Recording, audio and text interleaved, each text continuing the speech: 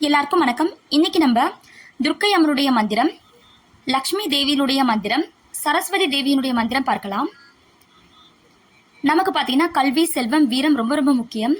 இந்த 3 மந்திரத்தை நீங்க சொன்னாலே போதும். அப்படி இல்லைன்னா நீங்க கேட்கலாம். இப்ப துர்க்கை அம்மனுடைய மந்திரம் பார்க்கலாம். ஓம் காத்யாயனாய வித்மகே கன்யாகுமாரி தீமகி தன்னோ துர்க்கி பிரசோதயாத். ஓம் காத்யாயனாய வித்மகே கன்யாகுமாரி தீமகி தன்னோ துர்க்கி பிரசோதயாத். ஓம் காத்யாயனாய வித்மகே கன்யாகுமாரி தீமகி தன்னோ துர்க்கி பிரசோதயாத். இப்ப நம்ம லக்ஷ்மி தேவியினுடைய மந்திரம் பார்க்கலாம். ஓம் மகா தேவியேச வித்மகே விஷ்ணு பத்னீச தீமகி தன்னோ லக்ஷ்மி பிரசோதயாத். ஓம் மகா தேவியேச வித்மகே விஷ்ணு பத்னீச தீமகி தன்னோ லக்ஷ்மி பிரசோதயாத். ஓம் மகா தேவியேச வித்மகே விஷ்ணு பத்னீச தீமகி தன்னோ லக்ஷ்மி பிரசோதயாத். இப்ப நம்ம சரஸ்வதி தேவியினுடைய மந்திரம் பார்க்கலாம்.